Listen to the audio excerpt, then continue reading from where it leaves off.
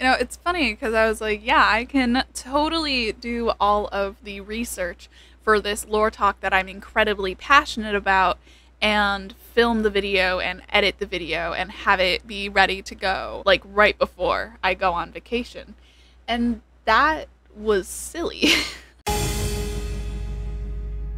Hey, it's Cecil, and I believe it is Wednesday, and we are back with another lore talk, and it is once again Genshin, because Genshin lore is what's got me in a vice grip right now. Today we are talking about the Chasm and the underground mines, which is a sub-area of one of the 7 nations of Genshin Impact, Liyue, and it is on, like, the western edge of the country. It's this big mining area. It's like a canyon and then the underground area. We've got a lot.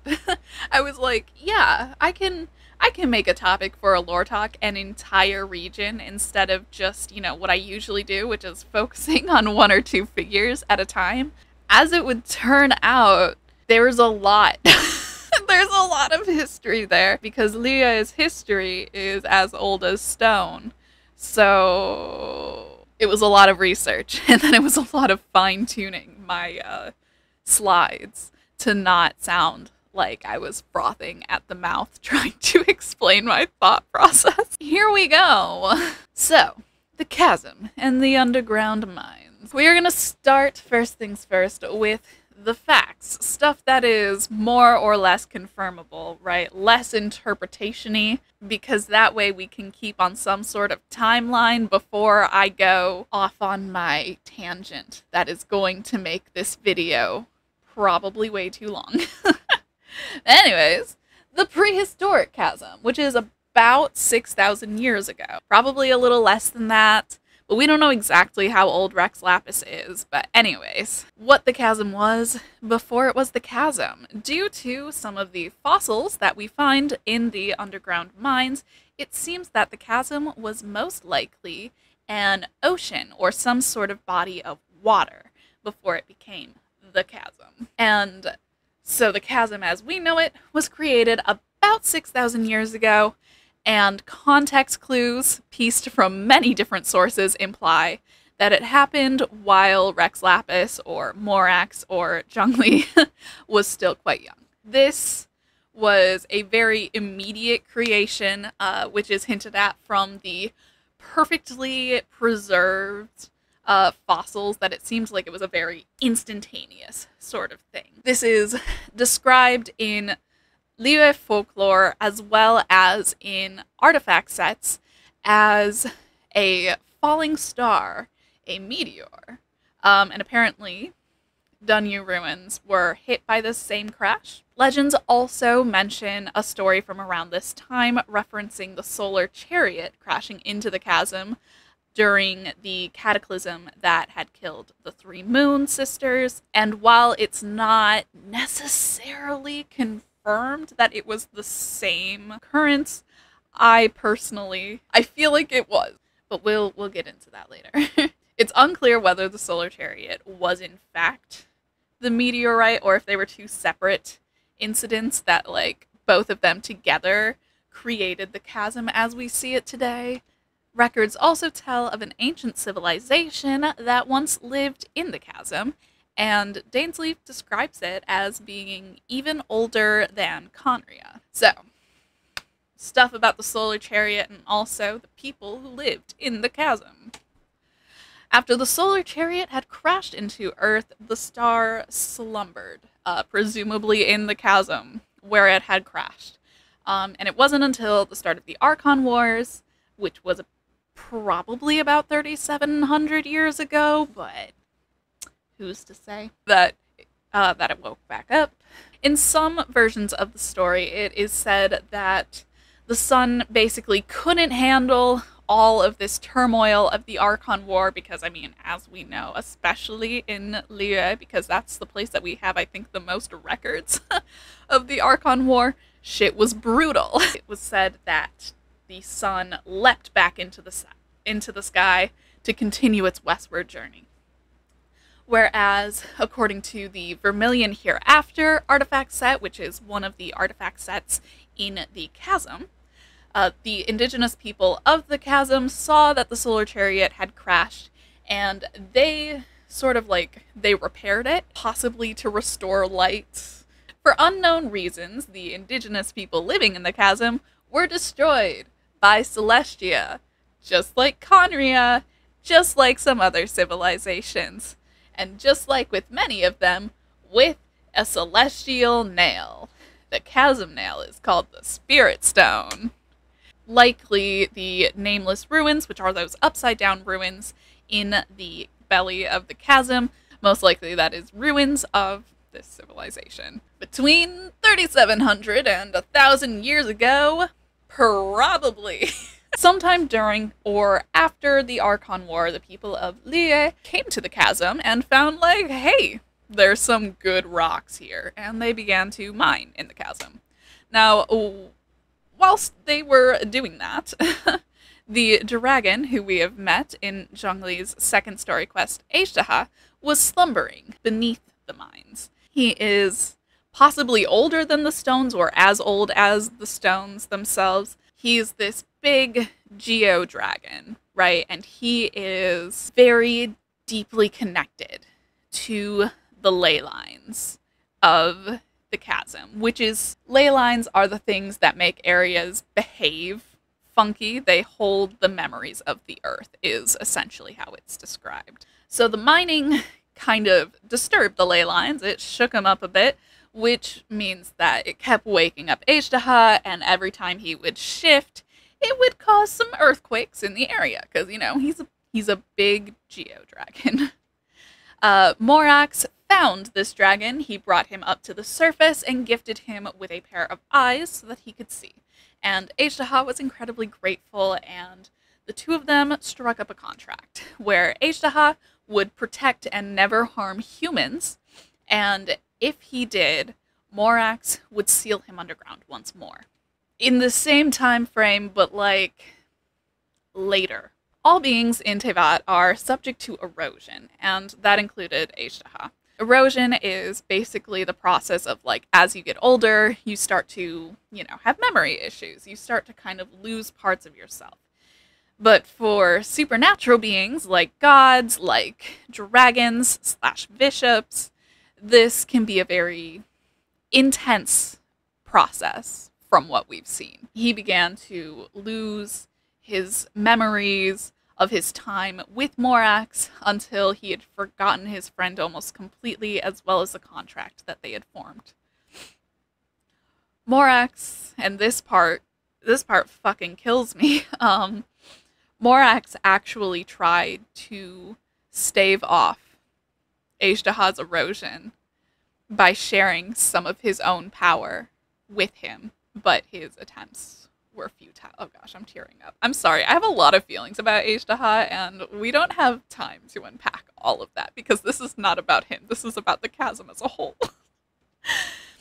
Anyways, because the miners were around the ley lines, they kept unintentionally damaging them, and because Eishtaha had that link to them, he was in great pain.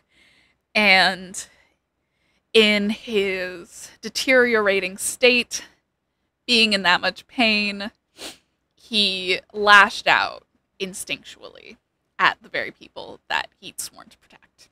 Because of their contract, and for both Eishtaha's safety and Lie's safety, Morax had to seal Eishtaha underground once more.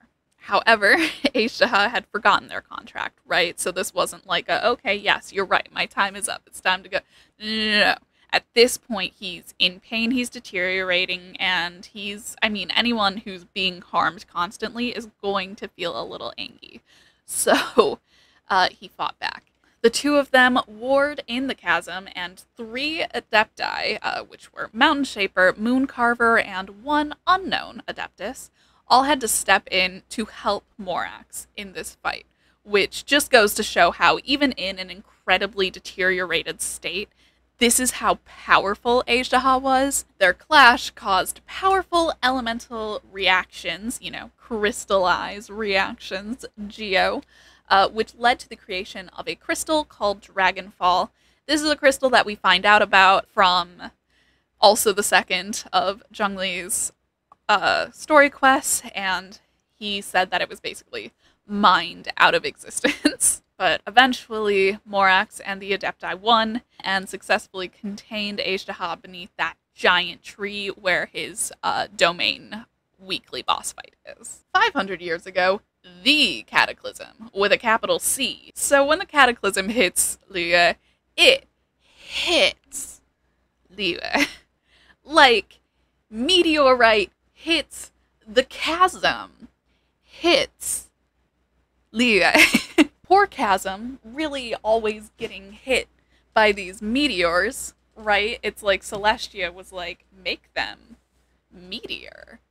And then the Abyssal Forces were like, make them a meteor? When the meteorite hit the ground in the chasm, it opened up the earth and a bunch of monsters began pouring out from underground, from the abyss.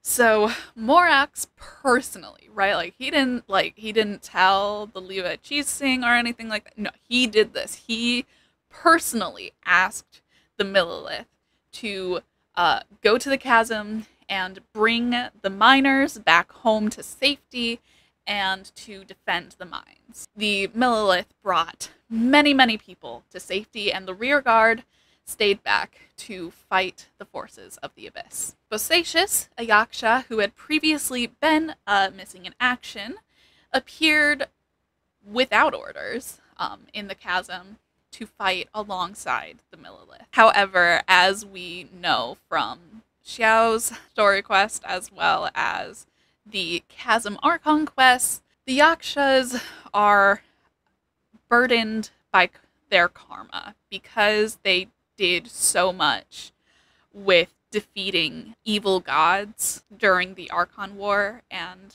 you know, keeping them at bay afterwards.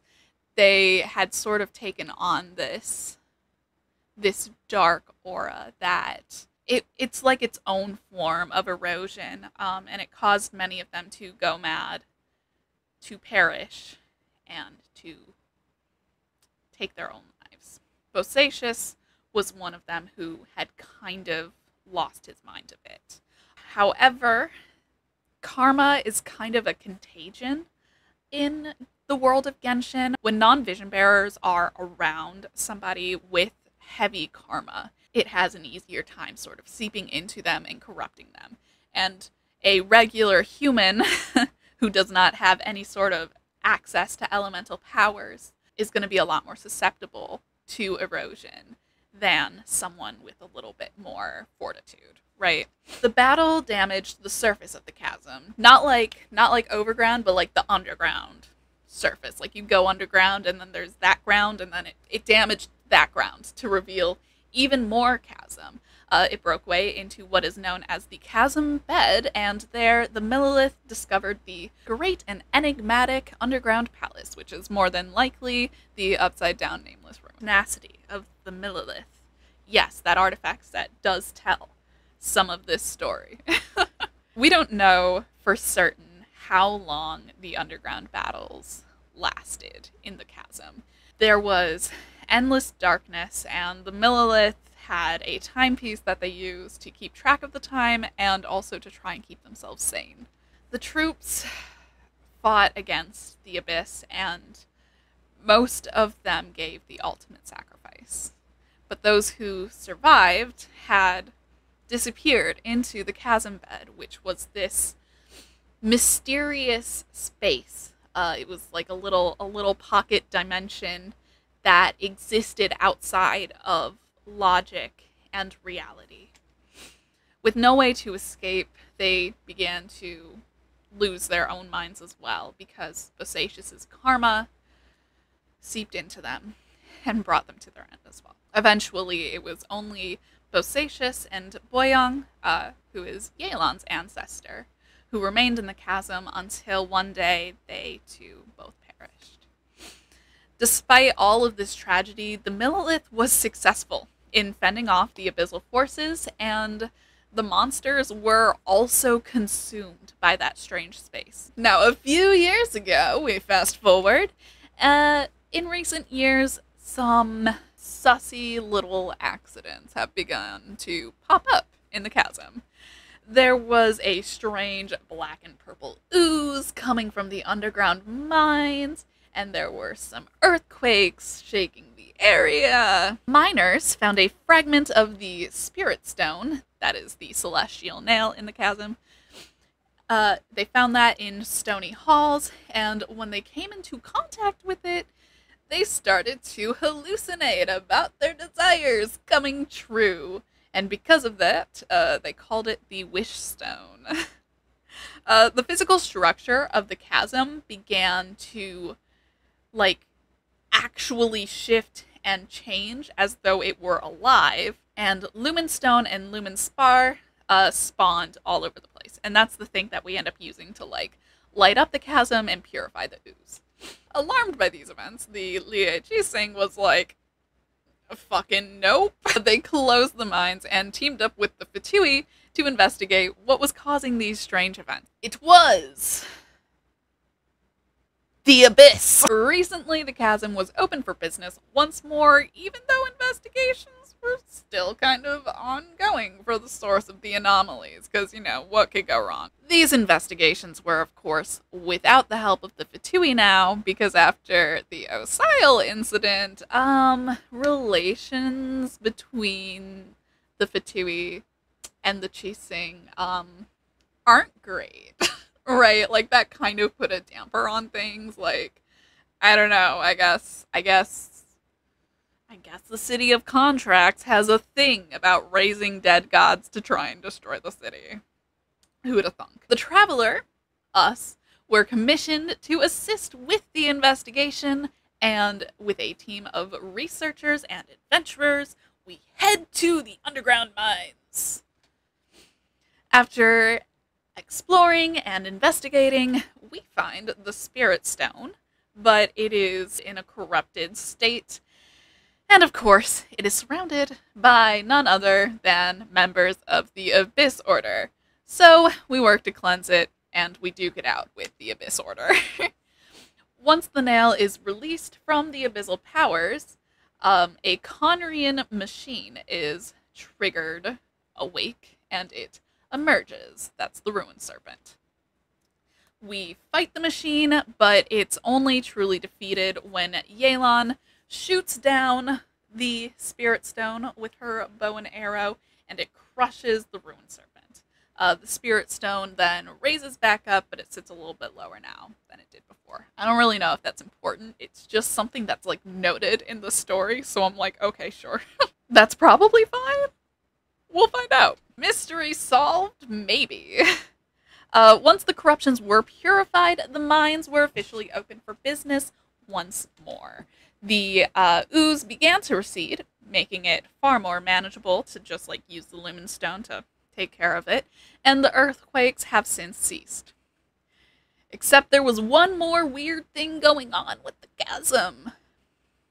The hilly churls. It had been observed that hilly churls were going into the underground mines and then just never coming back out. They appeared like they were in some kind of trance-like state.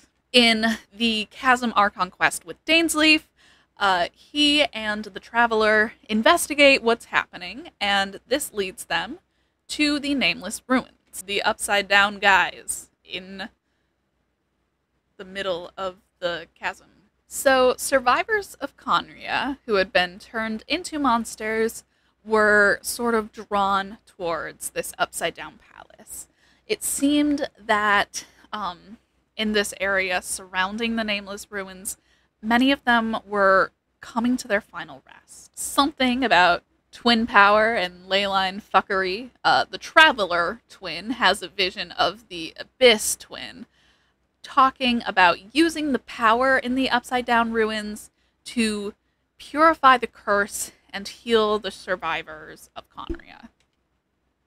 Further investigation brings them up to a pool or a fountain, I don't know, within the ruins, and Dane says that he also feels a little bit of relief from being in its presence, but we're not sure what specific power this water has. While the Abyss Twin believes that this power can definitely heal, like can be harnessed to heal the survivors of Conria, Dane disagrees. He explains how the curse changes them on a molecular level, like one little bit of them at a time. Their humanity is being taken away and being replaced with monster. He believes that if you were to remove the monstrosity at this point, 500 years later, it would just, there would be nothing left, or it would quicken their demise. So that's a lot of weird shit going on in the chasm, and some emotional shit going on in the chasm, because, you know, what is Genshin, if not to make you cry? But now for the fun part. My thunks. My thinks.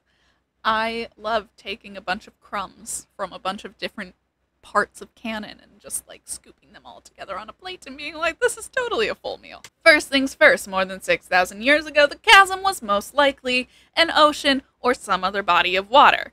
So roughly 6,000 years ago, there was a cataclysm with a lowercase c that resulted in the deaths of the 3 moon sisters, and this cataclysm is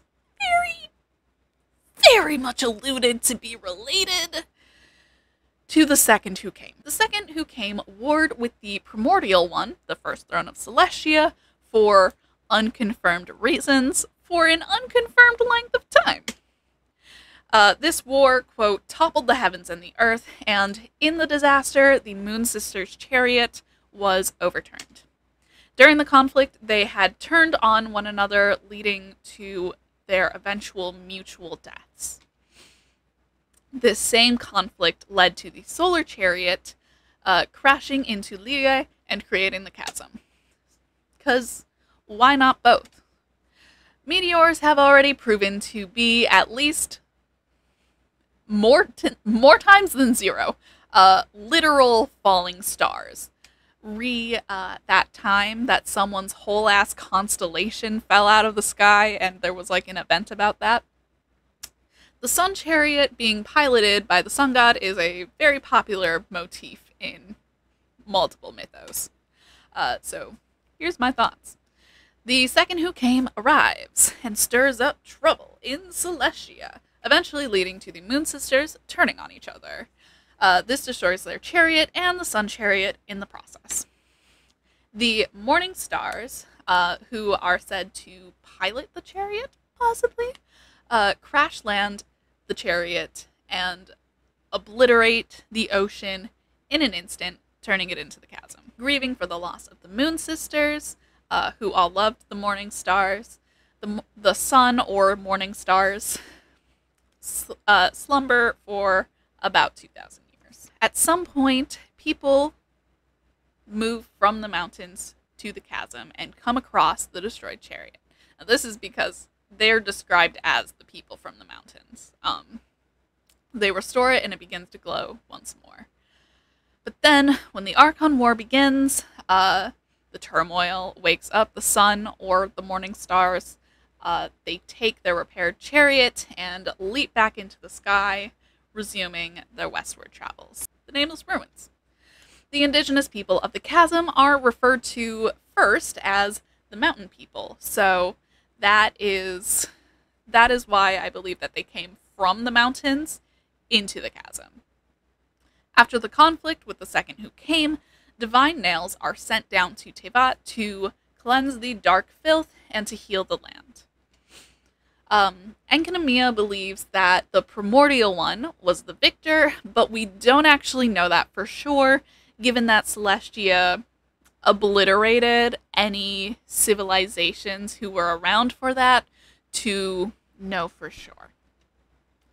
I personally think there's a lot of discrepancies between Enkanomiya history of the primordial one and the current Celestia rule to believe that they are the same power, but we don't really know enough to make any certain assumptions. The Spirit Stone, which is the chasm nail, destroys the chasm civilization, leaving us with the upside down ruins. I don't have any personal attachments to any theories as to whether the ruins were always upside down, whether they were turned upside down when the nail struck and made the ley lines funky, I don't presume to really know that kind of stuff, but there are theories about Tevat being upside down that I will leave in the description box. Now we get to make them meteor. Make them a meteor. The chasm getting struck by another meteorite during another cataclysm.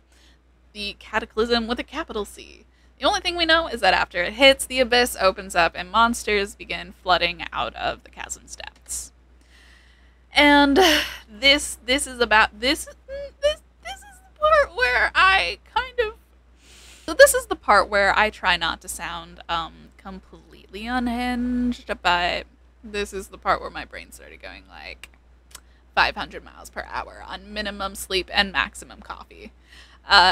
In the Archon Quest, Chapter 3, Act 4, we are in Sumeru, but when we go to the Unknown Sanctuary, we are technically going to Cinnabar Cliff, which is, notably, in the chasm. Underground, geographically, in the chasm, ruins of a civilization. I think that the Unknown Sanctuary and the Nameless Ruins are both ruins of the same civilization that were destroyed by the Spirit Stone. And I think that the Sinner, or voice inside the head, is the Cataclysm with a capital C meteor. They're a big-ass abyssal rock hanging in the middle of these chasm ruins.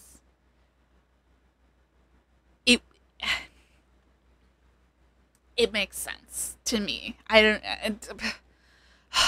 not here to speculate on who the Sinner is, for the record, okay? I do not believe in opening that can of worms because I am not confident that I could make a very good guess.